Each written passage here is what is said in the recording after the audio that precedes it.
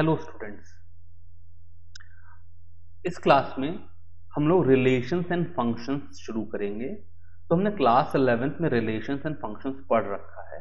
Suppose करो मेरा कोई एक सेट ए हो और कोई दूसरा सेट बी हो, तो ए क्रॉस बी एक ऐसा सेट होता था जिसमें ए कॉमा बी टाइप के एलिमेंट होते थे, जहां पर ए जो था वो सेट ए का एलिमेंट था और बी जो था वो सेट बी का एलिमेंट था। अब a relation was defined as a comma b belonging to a cross b and they will follow some condition. They will follow some relationship. देखते हैं, जैसे सपोज करो A कोई सेट है 1 और 2, दो एलिमेंट हैं। B कोई सेट है 2, 3 और यहां पर जो रिलेशनशिप है वो ये है कि find A, B such that A plus b is even. तो जो मेरा R हो जाएगा वो एक ऐसा सेट हो जाएगा जिसमें एक तो एलिमेंट होगा 1, 3, 1, 2 इसका मेंबर नहीं होगा बिकॉज 1 + 2 3 इज नॉट इवन, और दूसरा एलिमेंट होगा 2, 2। तो इस तरीके से जो R है वो एक ऑर्डर्ड पेयर का सेट है, जहां पर ऑर्डर्ड पेयर कोई रिलेशन होल्ड करते हैं। इस चैप्टर में हम लोग अलग अलग तरह के रिलेशंस के बारे में पढ़ेंगे, what are different types of relation, और फिर अलग अलग टाइप के फंक्शंस के बारे में पढ़ेंगे। तो एक एक करके शुरू करते हैं। सबसे पहले टाइप्स ऑफ रिलेशंस के बारे में पढ़ते हैं।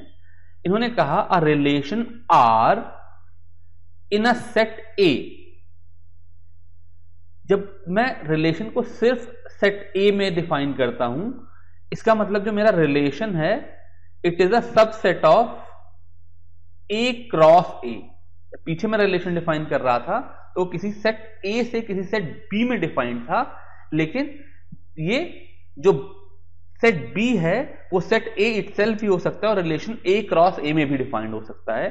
खैर, यहां देखते हैं एम्प्टी रिलेशन क्या है। A relation R in a set A is called empty relation if no element of A is related to any other element of A. जैसे सपोज करो ए मेरे पास कोई सेट हो 1, 2, 3 और मैं रिलेशन आर डिफाइन करूं। R is a set a comma B such that a plus b is equal to 0। तो 1, 2, 3 के लिए कोई भी ऐसा ऑर्डर्ड पेयर नहीं है जहां पर दोनों नंबर्स का सम 0 हो जाए। अगर मैं 1, 1 लेता हूं तो 1 + 1 इज नॉट इक्वल टू 0, तो वो इस रिलेशन को फॉलो नहीं करेगा। इस तरीके से कोई भी ऑर्डर्ड पेयर लूंगा तो वो इस रिलेशन को फॉलो नहीं करेगा। तो ऐसा रिलेशन जो है वो एम्प्टी रिलेशन कहलाता है। और हम कह सकते हैं कि रिलेशन आर में कोई भी एलिमेंट नहीं है, R is equal to null set. इसके जस्ट ऑपोजिट जो दूसरा कॉन्सेप्ट है वो एक यूनिवर्सल रिलेशन का है। यूनिवर्सल रिलेशनशिप का मतलब है a relation R in a set A is called universal relation if each element of A is related to every element of A. मैं पिछली बार की तरह से सेम सेट ए लिखूं 1, 2, 3 और मैं रिलेशन आर को डिफाइन करूं।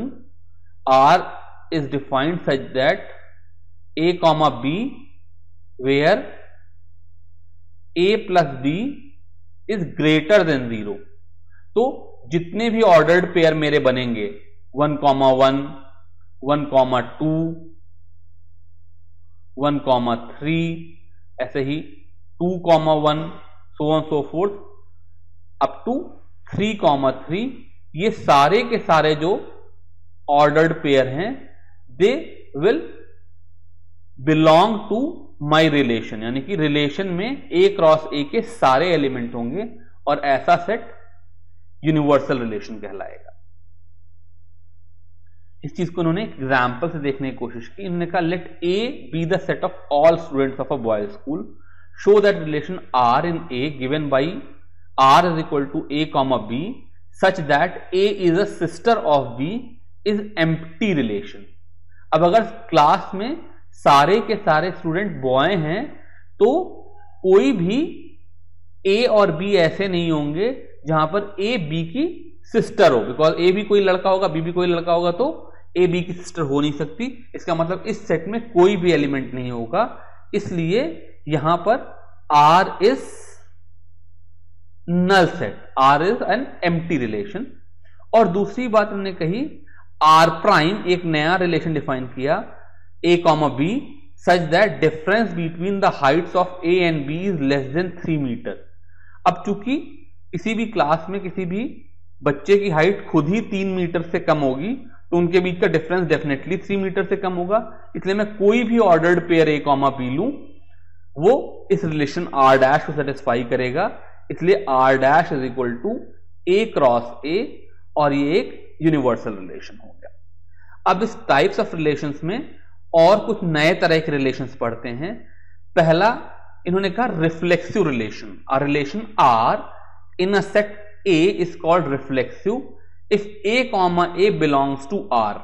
इसका मतलब अगर जो मैं पहले A ले रहा था फॉर एन एग्जाम्पल वही 1, 2, 3 लूं तो कोई भी ऐसा रिलेशन जिसमें 1, 1, 2, 2 और 3, 3 ये मेंबर जरूर हो, इसके अलावा और मेंबर भी हो सकते हैं।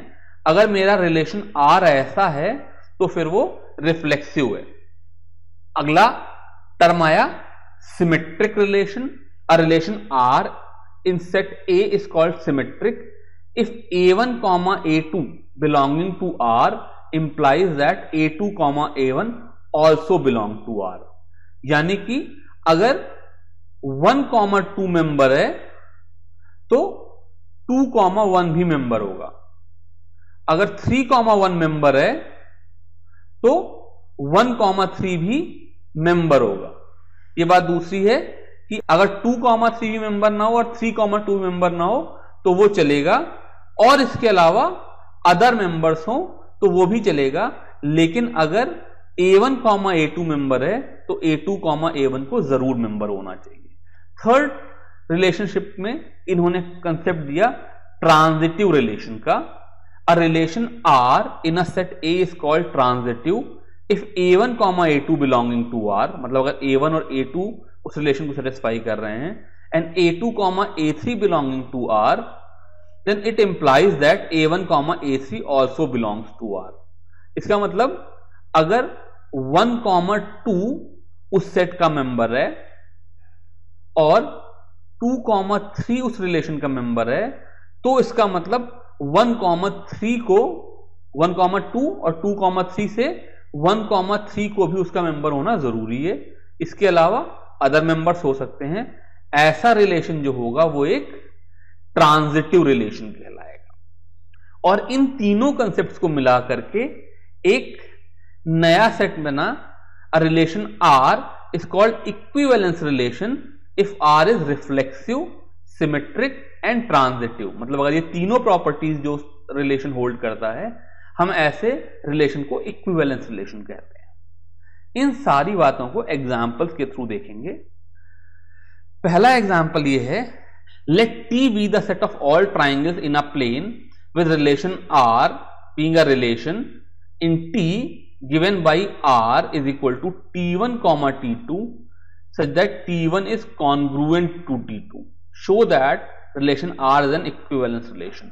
तो इक्विवेलेंस रिलेशनशिप के लिए सबसे पहले तो मुझे ये दिखाई देना होगा कि ये रिफ्लेक्सिव है, जो कि होगा ही बिकॉज कोई भी ट्राइंगल अपने आप से जरूर कॉन्ग्रुएंट होता है। इसका मतलब T1, T1, बल्कि अगर मैं कहूं तो Ti, Ti, T1, T1, T2, T2, T3, T3, इस तरह के जितने भी ट्राइंगल हैं वो सारे के सारे R में बिलोंग करेंगे बिकॉज हर ट्राइंगल अपने आप से कॉन्ग्रुएंट तो होगा ही। दूसरी बात, ये सिमेट्रिक होगा because if TI comma TJ belong to R, तो इसका मतलब क्या हुआ, TI TJ के साथ कॉन्ग्रुएंट है, और अगर TI TJ के साथ कॉन्ग्रुएंट है तो मैं ये कह सकता हूं कि TJ TI के साथ कॉन्ग्रुएंट है। इसका मतलब TJ comma TI also belongs to R, इसलिए ये चीज सिमेट्रिक भी होगी। और थर्ड कॉन्सेप्ट है ट्रांजिटिविटी का। तो ट्रांजिटिविटी के लिए क्या करेंगे, इन्होंने कहा कि सपोज करो कि TI comma TJ it belongs to R, इसका मतलब TI और TJ आपस में कॉन्ग्रुएंट हैं, and TJ comma TK also belongs to R, इसका मतलब TJ TK के साथ कॉन्ग्रुएंट है। तो TI TJ के साथ कॉन्ग्रुएंट है, TI is congruent to TJ and TJ is congruent to TK। तो यहां से मैं कह सकता हूं कि TI is congruent to TK, और अगर TI TK के साथ कॉन्ग्रुएंट है then TI comma TK belong to R। तो यहां से मैंने ट्रांजिटिविटी भी प्रूव कर दी, और चूंकि रिफ्लेक्सिव भी है, सिमेट्रिक भी है और ट्रांजिटिव भी है, इसलिए ये एक इक्विवेलेंस रिलेशन है। एक और एग्जांपल देखते हैं। इस एग्जांपल में उन्होंने कहा let L be the set of all lines in a plane. तो मान लो मेरी ये लाइन है, ये लाइन है, ये लाइन है, लाइन थोड़ी सी गड़बड़ बन गई बट चलो कोई बात नहीं, ये लाइन है, मे बी और लाइन है, इस तरीके से। Let L be set of all lines in a plane and R be a relation in L defined as R is equal to L1 comma L2 such that L1 is perpendicular to L2. Show that R is symmetric but neither reflexive nor transitive. तो एक तरफ से शुरू करते हैं। Reflexive के लिए क्या जरूरत थी, Li comma Li belongs to R, जो कि क्लियरली नहीं हो सकता बिकॉज कोई लाइन अपने आप से परपेंडिकुलर नहीं हो सकती। Li कॉमा Li का मतलब क्या हुआ, line L1 is perpendicular to line L1, ऐसा कभी नहीं हो सकता बिकॉज लाइन तो हमेशा अपने आप के पैरेलल ही होगी। इसलिए जो ये सेट है R, ये जो रिलेशन है R, ये रिफ्लेक्सिव नहीं है। फिर सिमेट्रिक देखते हैं। सिमेट्रिक कंसेप्ट ये है if Li comma Lj belong to R then Lj comma Li must also belong to R, और ये बात ट्रू है बिकॉज अगर लाइन 1 लाइन 2 के परपेंडिकुलर है तो लाइन 2 लाइन 1 के भी परपेंडिकुलर हो गई, तो इसलिए रिलेशन सिमेट्रिक है। और उसके बाद ट्रांजिटिविटी देखने के लिए हम लोग क्या कहेंगे, से Li comma Lj belongs to R। जैसे 1 और 2 आपस में परपेंडिकुलर हैं तो मैं कह दूं L1 comma L2 belongs to R and Lj comma Lk belongs to R। तो जैसे 2 और 3 परपेंडिकुलर हुए तो मैं कह दूं L2 और L3 also belong to R। तो ये ट्रांजिटिव होता अगर Li कॉमा Lk भी R को बिलोंग करते, लेकिन अगर 1 और 2 आपस में परपेंडिकुलर हैं और 2 और 3 आपस में परपेंडिकुलर हैं तो 1 और 3 आपस में पैरेलल होंगी ना कि परपेंडिकुलर। तो इसका मतलब Li comma Lk does not belong to R and therefore it is not transitive. Next example है show that the relation R in the set 1, 2, 3 given by 1, 1, 2, 2 this number is reflexive but neither symmetric nor transitive. तो reflexive के लिए जरूरी condition क्या थी कि A comma A must belong to R। तो यहां पर 1, 1 भी है, 2, 2 भी है, 3, 3 भी है, इसलिए रिफ्लेक्सिव है। अब चलो सिमेट्रिक देखते हैं। सिमेट्रिक के लिए कंडीशन थी अगर एक A कॉमा B रिलेशन को फॉलो कर रहा है तो B कॉमा A भी रिलेशन को फॉलो करना चाहिए। अब यहां पर मैं देखूं तो 1, 2 तो रिलेशन का मेंबर है लेकिन 2, 1 रिलेशन का मेंबर नहीं है, इसका मतलब ये सिमेट्रिक नहीं है। ऐसे ही ट्रांजिटिविटी की कंडीशन थी A कॉमा B रिलेशन का मेंबर है और B कॉमा C रिलेशन का मेंबर है, तो A कॉमा C भी इस रिलेशन को फॉलो करना चाहिए। यहां पर मैंने A1 A2 की जगह A कॉमा B चेंज कर दिया so that you can understand, आपको ये पता रहे कि वेरिएबल चेंज हो जाने से कोई फर्क नहीं पड़ता। तो इस चीज के केस में देखें तो यहां पर 1,2 तो R को बिलोंग करता है, 2,3 भी R को बिलोंग करता है। अब अगर ये ट्रांजिटिव होता तो 1,2 और 2,3 की वजह से 1,3 भी R को बिलोंग करता, जो कि यहां पर नहीं कर रहा है। यहां पर कहीं पर भी 1,3 नहीं है, इसलिए ट्रांजिटिव भी नहीं। तो इस तरीके से हम लोग जो मेरी वो तीनों कंडीशन है उनको पूरे के पूरे सेट पे देख लेंगे। अगर कहीं पर एक भी जगह वो कंडीशन फॉलो नहीं होती है तो वो प्रॉपर्टी, ये रिलेशन फॉलो नहीं करेगा। नेक्स्ट एग्जांपल देखते हैं। Show that the relation R in the set z of integers given by r is equal to a comma b such that 2 divide a minus b is an equivalence relation. अब ये equivalence के लिए सबसे पहले मुझे इसको reflexive prove करना होगा। रिफ्लेक्सिव का मतलब है a comma a belongs to r। तो a कॉमा a का मतलब है कि a minus a is divisible by 2। तो ये बात तो हमेशा ट्रू होगी, बिकॉज a कॉमा a का मतलब हो गया a माइनस a की वैल्यू 0 और 0 तो हमेशा 2 से डिविजिबल होगा, इसलिए फंक्शन रिफ्लेक्सिव तो पक्का है। दूसरी बात है सिमेट्रिक। सिमेट्रिक का मतलब है if a comma b belongs to r this implies b comma a also belongs to r। तो अगर a कॉमा b r को बिलोंग करता है तो a माइनस b बाई 2 ये कोई इंटीजर z है, और अगर a माइनस b बाई 2 कोई इंटीजर z है तो b माइनस a बाई 2 की वैल्यू माइनस z हो जाएगी, which will also B N integer. इसलिए ये भी रिलेशन R को फॉलो करेगा, इसलिए रिलेशन सिमेट्रिक भी है। और इक्विवेलेंस रिलेशन प्रूव करने के लिए जो तीसरी रिक्वायरमेंट है वो ट्रांजिटिविटी प्रूव करने की है। सपोज करो a comma b belongs to R and b comma c belongs to R। अब मुझे ये शो करना है कि a comma c also belongs to R, यही ट्रांजिटिविटी है। तो a comma b belongs to R का मतलब ये हो गया कि a minus b is equal to 2k, where k is some integer because a minus b is divisible by 2। ऐसे ही b minus c is equal to 2l। अब अगर मैं a माइनस c की वैल्यू देखूं तो ये कितनी हो जाएगी, a minus b plus b minus c, which will be 2k plus 2l, which will be twice of k plus l। इसलिए a minus c is also divisible by 2, therefore it is transitive as well। और अगर ये reflexive भी है, symmetric भी है और transitive भी है, therefore R is an equivalence relationship। अब एक बार इस एग्जाम्पल को दोबारा से देखते हैं।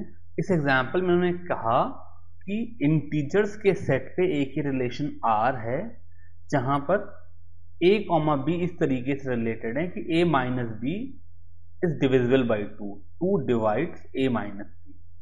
अब अगर मैं इस सेट ऑफ इंटीजर्स को देखूं तो मैं इसे दो क्लास में डिवाइड कर सकता हूं। सपोज करो मैं सेट ऑफ ऑड इंटीजर्स को O कहूं और सेट ऑफ इवन इंटीजर्स को E कहूं। तो जो मेरा O वाला ये सेट है, इसका मतलब इसमें plus minus 1, plus minus 3, plus minus 5 इस तरीके से सारे ऑड इंटीजर्स हैं। और E वाला जो सेट है इसमें 0, plus minus 2, plus minus 4, so on so forth सारे इवन इंटीजर्स।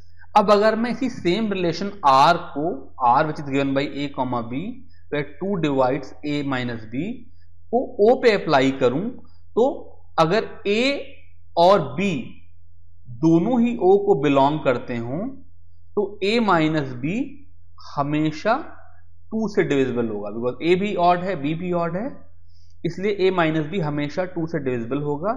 इसका मतलब O पे जो रिलेशन R है ये एक यूनिवर्सल रिलेशन है। इसी तरीके से अगर मैं इस रिलेशन R को E पे अप्लाई करूं तो भी एक यूनिवर्सल रिलेशन होगा, because if A belongs to E, B belongs to E, then A minus B will also be 2k। तो भी ये हमेशा 2 से डिविजिबल होंगे, बिकॉज किसी भी दो इवन नंबर का डिफरेंस हमेशा इवन होगा। लेकिन सपोज करो मैं R को E क्रॉस O या O क्रॉस E पे अप्लाई करूं, यानी कि एक मेंबर लूं जो कि सेट ऑफ ऑड नंबर से बिलोंग करता है और दूसरा मेंबर लूं जो कि सेट ऑफ इवन नंबर से बिलोंग करता है, then A minus B will not be equal to 2k, because एक नंबर ऑड होगा एक नंबर इवन होगा तो उनका डिफरेंस ऑब्वियसली इवन नहीं होगा। इसका मतलब इस केस में जो R होगा ये एक नल सेट होगा। तो मैं एक नया टर्म डिफाइन करता हूं, इक्विवेलेंस क्लास। इक्विवेलेंस क्लास का कंसेप्ट क्या है कि सपोज कोई रिलेशन R है which is defined on set A, जैसे यहां पर R was defined on set Z, और इस A के कुछ सबसेट हैं से AI, AJ, दो जरूरी नहीं, दो से ज्यादा भी हो सकते हैं। जैसे यहां पर Z के सबसेट थे E और O, और इन सबसेट की क्या खास बात है कि R is universal on each AI, यानी कि मैं कोई एक इंडिविजुअल सबसेट लूं तो उसके हर एलिमेंट के साथ कोई भी दूसरा एलिमेंट होगा वो R से रिलेटेड होगा। जैसे यहां पर E के ऊपर अगर मैं R को अप्लाई कर रहा था तो वो हर एलिमेंट के लिए अप्लाइड था, O के ऊपर जब R को अप्लाई कर रहा था तो हर एलिमेंट का पेयर R को फॉलो कर रहा था। दूसरी बात, R is empty relation on AI cross AJ। जैसे मैं यहां पर अगर E क्रॉस O पे या O क्रॉस E पे R को अप्लाई करूं तो R is a null set. ऐसा कोई भी एक इवन और एक ऑड नंबर लेकर के मैं आ जाऊं तो ऐसा कोई भी ऑर्डर्ड पेयर नहीं होगा जो R को फॉलो करे। और third, where AI intersection AJ is null set. इसका मतलब ये जो पार्टीशन हुए हैं, जो सबसेट लिए गए हैं AI AJ, ये डिसजॉइंट सेट हैं। अगर ऐसी तीन कंडीशन फॉलो करते हैं तो ये जो AI या AJ जैसे सबसेट हैं they are called equivalence classes. जैसे यहां पर सेट ऑफ इवन नंबर्स या set of odd numbers are equivalence classes. अब अगला एग्जांपल देखते हैं। ये एग्जांपल कह रहा है let R be the relation defined in the set A। एक सेट है 1 से लेकर के 7 तक का, by R is equal to A, B such that both A and B are either odd or even। ठीक है, तो इसका मतलब जो मेरा सेट R होगा इसके मेंबर कौन कौन से होंगे? एक तो होगा 1, 1, दूसरा होगा 1, 3, 1, 5, 1, 7, ऐसे ही 3, 1, 3, 3, 3, 5 और 3, 7, 4 टर्म ये हो गए। फिर ऐसे ही 5 वाले 4 टर्म, 7 वाले 4 टर्म, ये तो सारे ऑड वाले पेयर हो गए। और फिर 2, 2, 2, 4, 2, 6, 4, 2, 4, 4, 4, 6 और फाइनली 6, 2, 6, 4 और 6, 6, ये सारे इवन वाले पेयर हो गए। तो show that R is an equivalence relation. Equivalence relationship के लिए क्या दिखाना पड़ेगा कि R इज रिफ्लेक्सिव। तो जो A, होगा वो या तो दोनों इवन होंगे या तो दोनों ऑड होंगे, इसलिए दे बिलोंग टू R। अगर A, B belong to R है, मैं सिमेट्रिक के लिए दिखा रहा हूं, इसका मतलब A और B या तो दोनों इवन हैं या तो दोनों ऑड हैं, तो B, A will also belong to R। तो B, A भी इवन या ऑड ही होंगे, इसलिए वो भी सिमेट्रिक है। और ट्रांजिटिव के लिए अगर ए और बी दोनों ही या तो इवन है या ऑड हैं और बी और सी ये भी दोनों इवन या ऑड हैं, तो ए और सी को देखते हैं। तो मान लो ए और बी दोनों ऑड थे और बी और सी ये भी दोनों ऑड थे, तो ए कॉमा सी भी ऑड होंगे। और अगर ए कॉमा बी इवन थे और बी कॉमा सी भी इवन थे तो ए कॉमा सी भी इवन होंगे। इसलिए ये जो रिलेशन है ये ट्रांजिटिव भी होगा और A comma C will also belong to R. Further show that all the elements of subset 1, 3, 5, 7 are related to each other. तो 1, 3, 5, 7 में अगर मैं देखूं तो कोई भी पेयर चूज करने पे दोनों ही ऑड नंबर होंगे, इसलिए ये जो रिलेशन आर है वो इस सबसेट पे एक यूनिवर्सल रिलेशन होगा। कोई भी दो एलिमेंट ले लो वो आर को जरूर फॉलो करेंगे। ऐसे ही 2, 4, 6 इस सबसेट में भी अगर मैं इस रिलेशन आर को लगाऊं तो ये भी यूनिवर्सल रिलेशनशिप होगा, क्योंकि कोई भी दो मेंबर ले लेंगे वो हमेशा इवन होंगे। तो show that all the elements of subset 1, 3, 5, 7 are related to each other, ये दिखा दिया। And all elements of subset 2, 4, 6 are related to each other, ये भी हो गया बिकॉज सब इवन ही इवन होंगे। But no element of these subset is related to any of the other subset. तो मैं मान लो इस सेट से कोई एक एलिमेंट लूं ए और इस सबसेट से कोई एलिमेंट लूं बी, तो A comma B will not belong to R because A जो होगा ये मेरा ऑड होगा और जो बी होगा ये मेरा इवन होगा। तो A comma B will not belong to R. इस तरीके से हम ये टाइप्स ऑफ रिलेशन वाले एग्जाम्पल्स खत्म करते हैं। अब आप एक्सरसाइज करो। Thank you.